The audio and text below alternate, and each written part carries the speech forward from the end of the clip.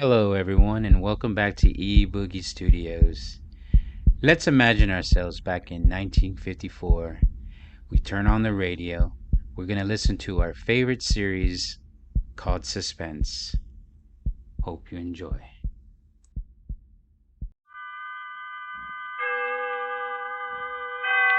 Autolite and its 98,000 dealers bring you Mr. Peter Lawford in tonight's presentation of Suspense.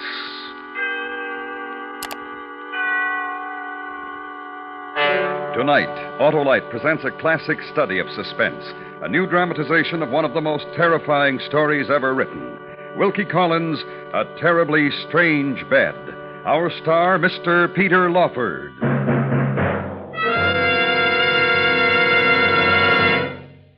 Harlow, what is so wonderful as a day in June? Why, world-famous Autolite spark plugs, of course, Hap. What? I said world-famous Autolite spark plugs are tops, Hap, because they're ignition-engineered, designed and built by ignition experts to give the best performance money can buy. That's why Autolite spark plugs are specified as original equipment on many leading makes of our finest cars, trucks, and tractors. But what do spark plugs have to do with June? Why, Hap, June is the perfect time to get your car tuned up, to get the spark plugs checked for summer driving.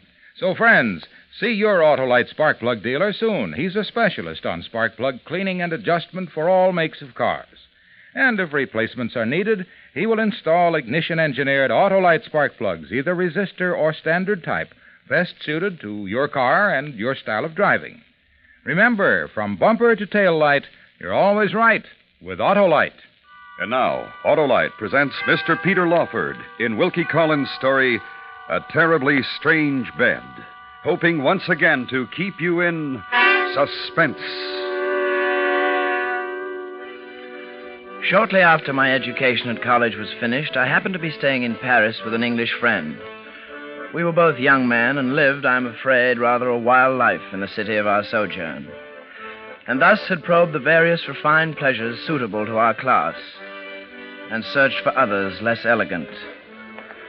Searched for them in the neighborhood of the Palais Royal, which lies covertly against the dark River Seine, and from each closed doorway the small echoings of small promises. That one, Henry. That doorway there. Oh, you're drunk, Gerald. Pleasantly, exquisitely, modestly, delicately am I drunk. And therefore... Therefore what, Gerald? The doorway I have suggested and the word Frascati painted on it. Noble word, noble mysteries. I've been there. Oh, sly and traitorous friend. You have been there. And alone, slyly and without me. And it has a ghastly kind of respectability. 5 franc respectability, and it would not amuse me. Come along, Gerald. Come along, Gerald. That's it, Gerald. You're coming along very nicely. What I want, Gerald... Oh, what you want, Henry? Want and you shall find. Want and you shall find. What I want is somewhere where we can see a little genuine blackguard, poverty-stricken gaming, with no false gingerbread glitter thrown all over it. No gingerbread for my friend. Thank you, friend. A place not fashionable, not respectable. A place of evil, perhaps, and of emotions I've never known. Oh, Gerald, come along. Gerald will not come along. Gerald is content here. Look, listen to me. Gerald is content here to lean his weariness and his search against this doorway. Against... Gerald!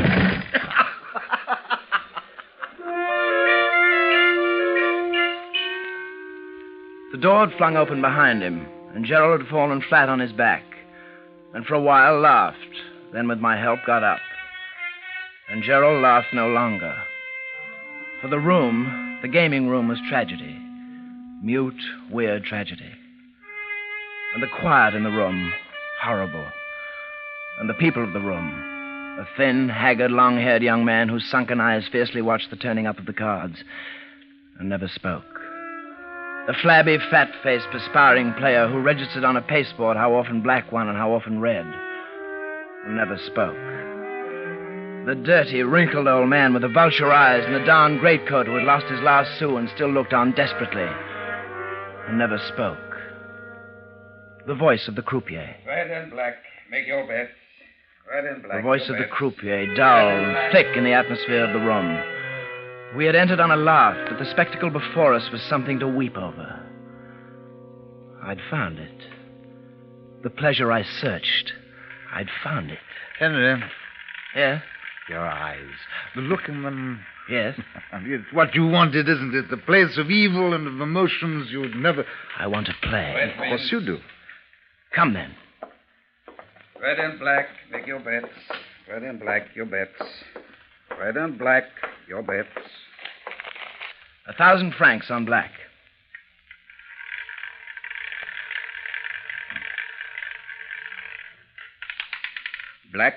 Black wins. Leave it.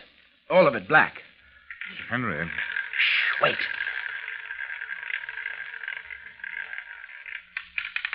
Black wins. Leave it. All of it black. Henry. Yes. This is a passion deal. No, not a passion. Idle amusement. Yes, only amusement. Wait. Black. All of it. All of it red. This time red. Oh, not passion, then. Intoxication, perhaps. Yes, intoxication. As I have never known it, intoxication. Yes. Which has become. Red wins. All of it red. And 10,000 more. Oh, it has become passion. Which has become passion. Red wins. Now, the black croupier.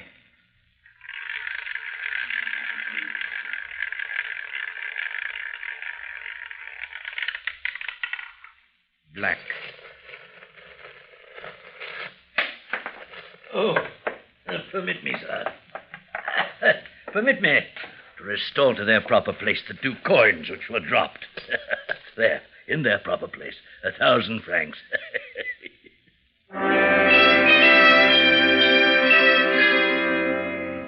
A tall man, and quite fat, pinched into a frogged and braided surtout.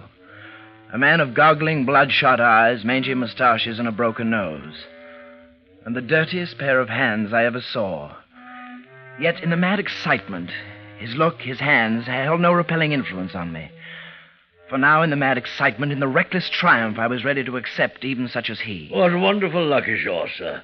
I pledge you my word of honor as an old soldier. In the course of my long experience in this sort of thing, never, but never have I seen such luck as yours. Thank you. Go on, sir. Boldly, handsomely, break the bank.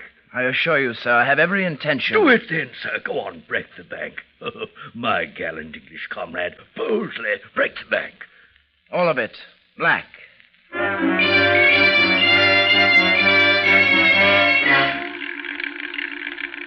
And I did go on.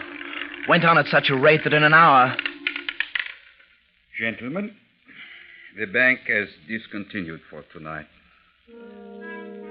In an hour of a kind of ecstasy I'd never known, all the notes and all the gold in the bank now lay in a heap under my hands.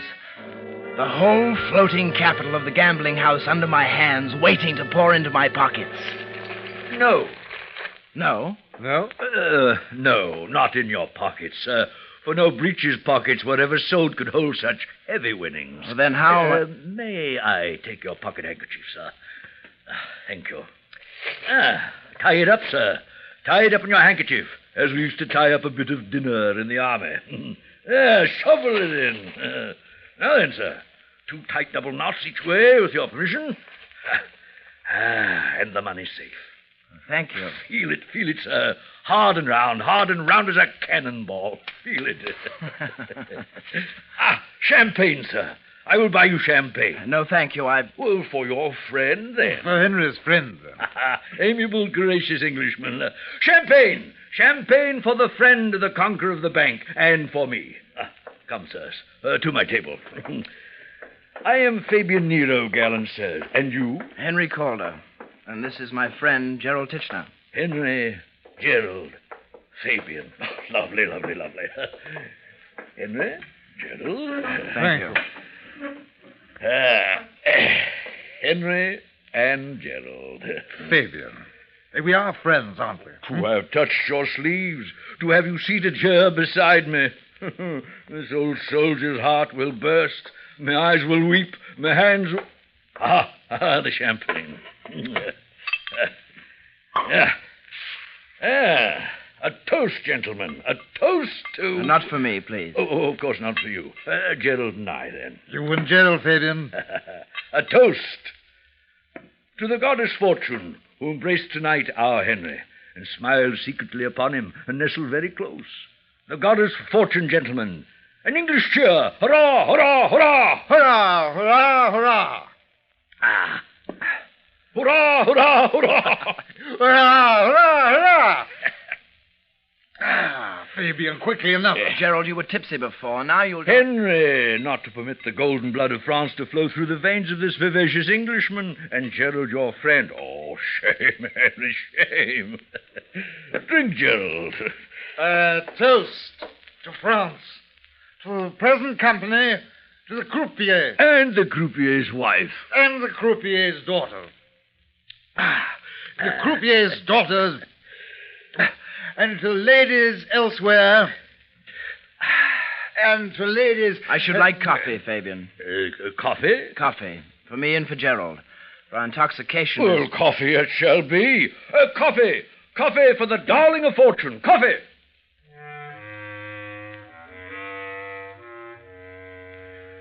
The word pronounced by Fabian Nero seemed to have a magical effect on the company present.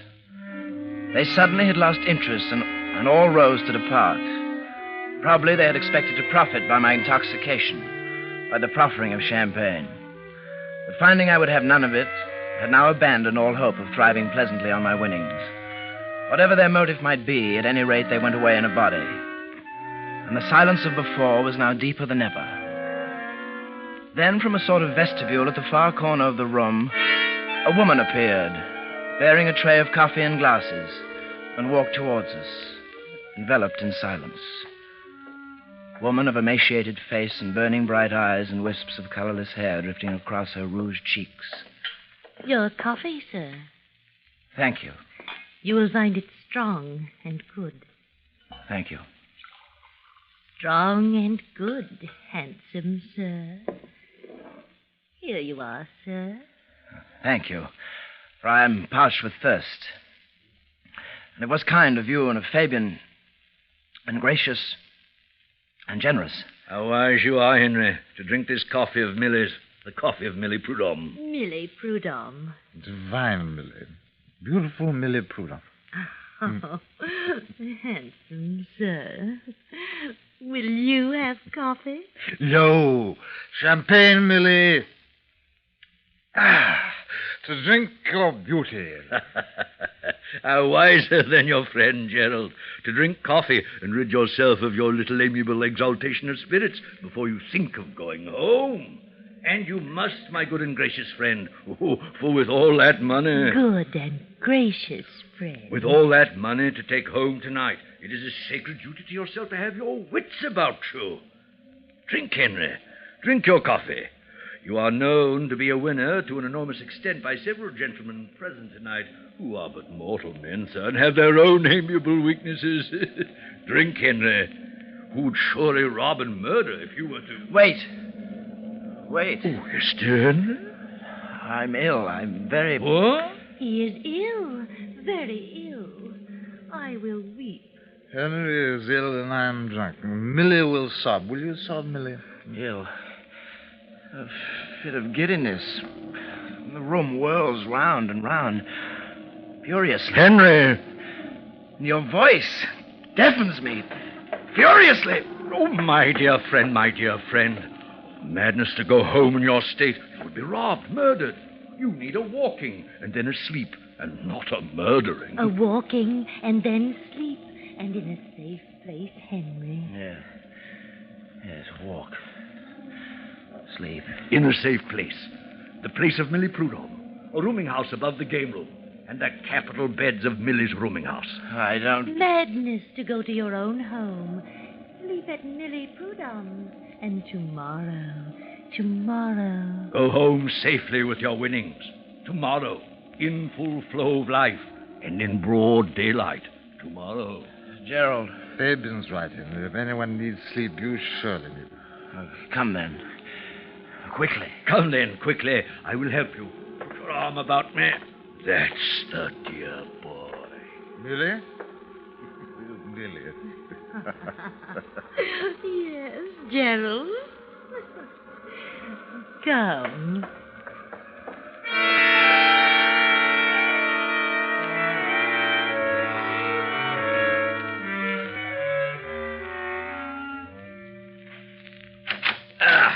Here, Henry. Here. The choicest room of Millie Prudhomme. The capital bed there. And the tasteful furnishing. And the deep sleep to be had. And the safe one. Till tomorrow, Henry. I don't know how to thank you. Oh, you have thanked me enough already with the exaltation of your splendid company. And that I could have been of some small service to your small malady. Oh, Millie. Well, let me go, Gerald. Oh, handsome, sir. Oh, come, Millie. Henry wants his sleep. Oh, the wine, Millie. The wine. Oh, Henry, Henry. Millie Prudhomme, she...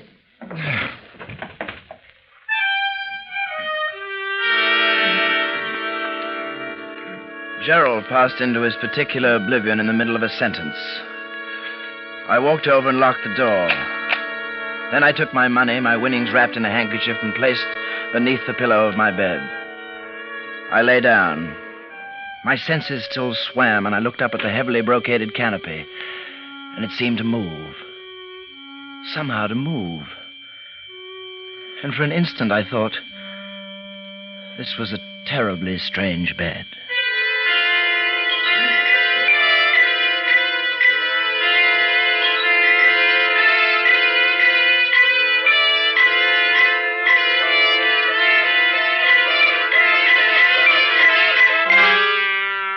Autolite is bringing you Mr. Peter Lawford in Wilkie Collins' A Terribly Strange Bed.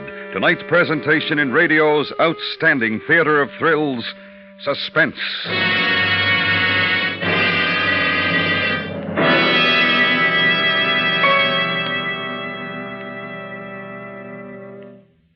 Well, Harlow, vacation time's nearly here. Yes, Hap, but not for spark plugs. They're the very heart of your car's ignition system. And if they're not right, the chances are you won't get smooth and efficient engine operation during summer's hot and heavy driving. That's why now's the time to check 'em, eh, Harlow? Yes, Hap, and when replacements are needed, wise drivers insist on ignition-engineered Autolite spark plugs, like the famous Autolite resistor spark plug. That's the amazing double-life spark plug that gives top performance for twice as long as ordinary spark plugs. And the Autolite resistor is only one of a complete line of Autolite spark plugs designed for every use. Right, Harlow? Right, Hap. So, friends, see your Autolite spark plug dealer tomorrow for a spark plug checkup.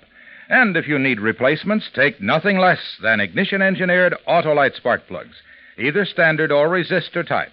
You'll be glad you did, because from bumper to tail light, you're always right with Autolite. And now, Autolite brings back to our Hollywood soundstage Mr. Peter Lawford in Elliot Lewis's production of A Terribly Strange Bed, a tale well calculated to keep you in suspense.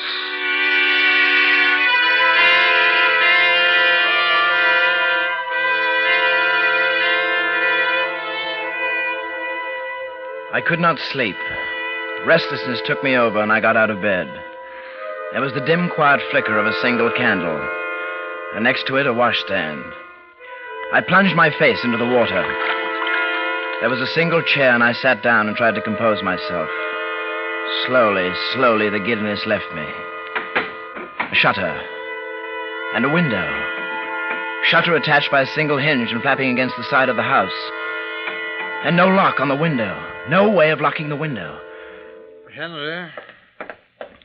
Gerald, are you up? Where? In a room.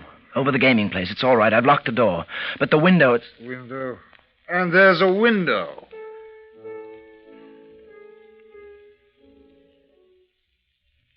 Listen.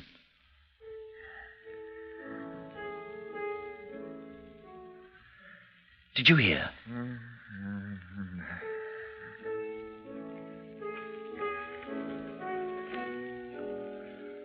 I was wide awake, and every one of my senses seemed to be preternaturally sharpened. Piano and a song I had never heard. And then behind it, the laughter. Wide awake, yet somehow the effects of whatever drug I had drunk seemed suddenly to arise again, and for an instant toy with my perception, so that I reached for the wall to steady myself lest I fall down. Leaned against the wall for support. The jollity of the evening, Mildred, and the youth from England. Oh, dear Millie, dear Millie, dear Millie. So it is. And Fabian, the youth and his friend, and the handkerchief now. He's such a dear boy. Yes. Such a dear boy. Yes. He's such a dear boy. He's such a dear boy. He's such a dear boy. The moment their voices wavered and fled, a kind of melancholy seized me. I walked over to the window and looked out. Looked out upon blackness, a swarm of blackness. No shapes definable could be made out through the gloom, except a lighter grayness of a sort, as if an abutment of some kind, I supposed. Directly across the window and somewhat below it, but how far across and to what length below I could not determine. For all purposes then, I knew only that we were above the street level in some 3 stories, and having felt the walls directly adjacent the window, I found them to be sheer. No one could enter there. I walked over to the bed and took a pillow and placed it beneath Gerald's head. The bed again, and I lay down. This bed that now I was lying upon, I must again describe to you. A 4-post bed with a regular top lined with chintz. The regular fringed valance all around. It was ridiculous now that I tried to sleep. I couldn't even close my eyes. I resolved then to beguile the tedium of my wakefulness by making inventory of every article of furniture I could see. Window, washstand, chest, chair, dressing table, picture. Upon the wall opposite the bed, a picture. A fellow in a high Spanish hat crowned with a plume of towering feathers. A swarthy, sinister ruffian, looking upward, it might be, at some tall gallows on which he was going to be hanged. Such was the picture. Another chair, candlestick, picture. It seemed to be moving. The hat had been pulled over the eyes, and there, the hat itself was gone. The hat was gone, the plumes,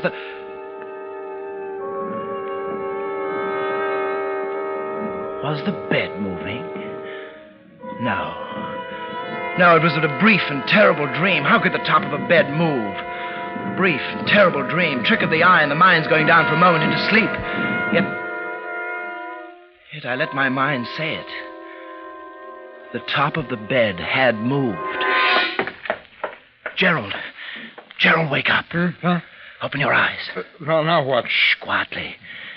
Keep your voice in a quiet tone. Why? What? Shh, listen. Above you. Directly above you. Look, there's a picture. Do you see it? Yes. A minute ago, the man was wearing a hat. He was wearing a hat. Now he is not.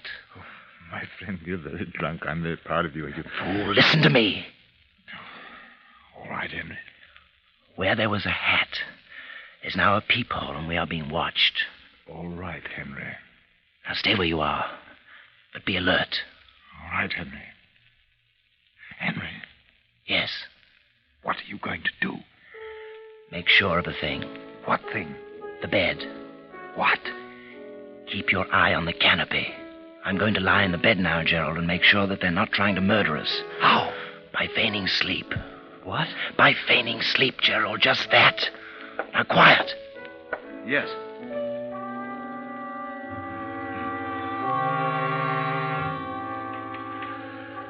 Now, I am constitutionally anything but timid. I have been on more than one occasion in peril of my life, and I have not lost my self-possession for an instant. But when the conviction settled on my mind that the bed top was actually moving, it loosed a feeling within me, foreign, laced through with terror. So I lay there, motionless, speechless, breathless. The candle spent went out, but the moonlight still brightened the room. I lay there.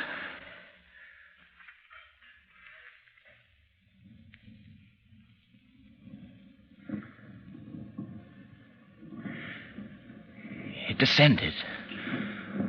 The whole canopy came down, close down. Henry.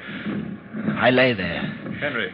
literally spellbound by what was happening. Out of bed. At once I could not tell whether reality was here or my imagination was taking hold. Quickly, before they... Closer, closer. Henry. Gerald's voice shattered this warm sea of fascination that bound me, and I leapt from the bed.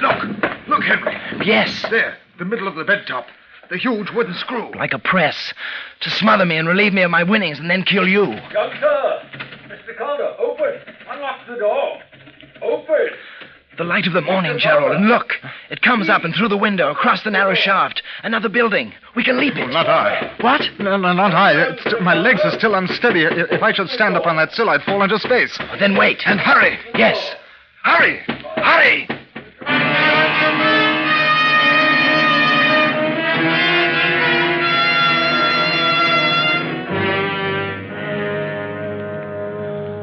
The rest of my story is soon told. From the building next door, I reached the ground and sought police. With them, I returned, and Mr. Fabian was seized, as was Mrs. Prudhomme. The police congratulated me on my good fortune and Gerald's on his, and told us that they would probably never know how many people had been smothered in this diabolical bed. So tightly was the canopy pressed to the bed that I could not retrieve my money.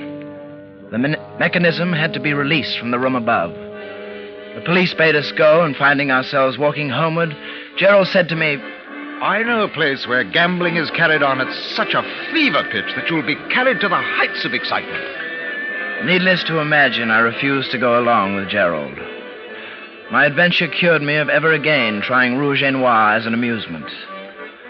The sight of a green cloth with packs of cards and heaps of money on it will henceforth be associated in my mind with the sight of a bed canopy descending to suffocate me in the silence and the darkness of the night.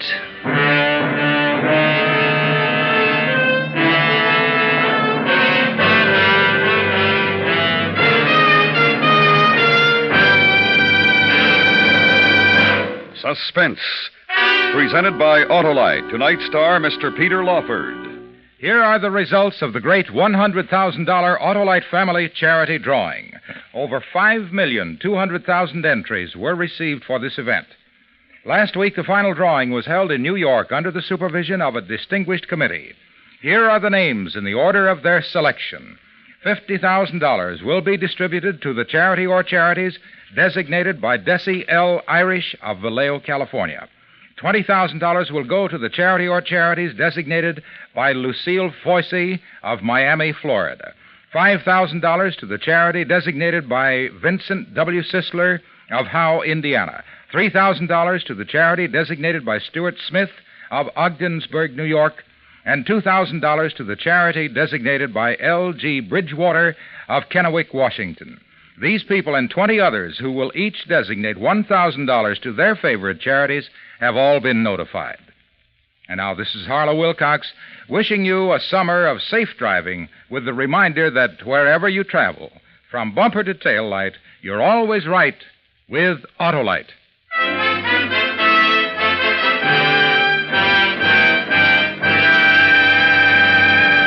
Next Tuesday night, June 15th, we will continue with a new series of suspense programs. At that time and through the summer, we hope that you will join us and that we will be able each Tuesday night to keep you in suspense.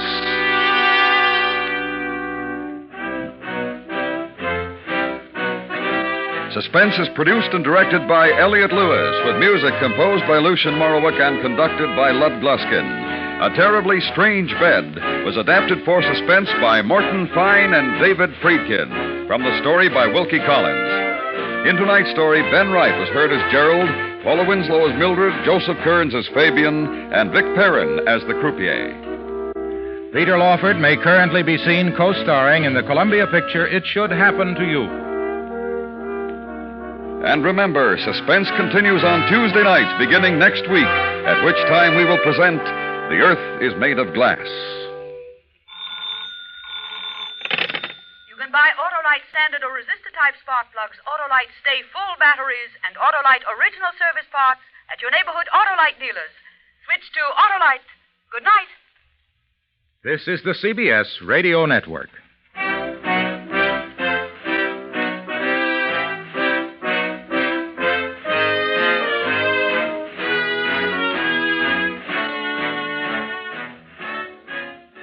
guys for joining me today. I'd like to say a shout out to all my subscribers. Thank you for your support. Also to my family, who I love very much. Thank you for loving me back. Also to the veterans and the people serving now.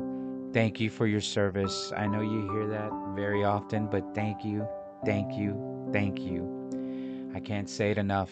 Without you, things here wouldn't run the way they do. Also, please like, subscribe, comment, share with a friend to help build this channel. And once again, I just want to say a shout out to everyone. Thank you, thank you, thank you. I can't say it enough. I appreciate it. It's great to see this channel grow the way it has. Thank you again, guys. Bye. Peace.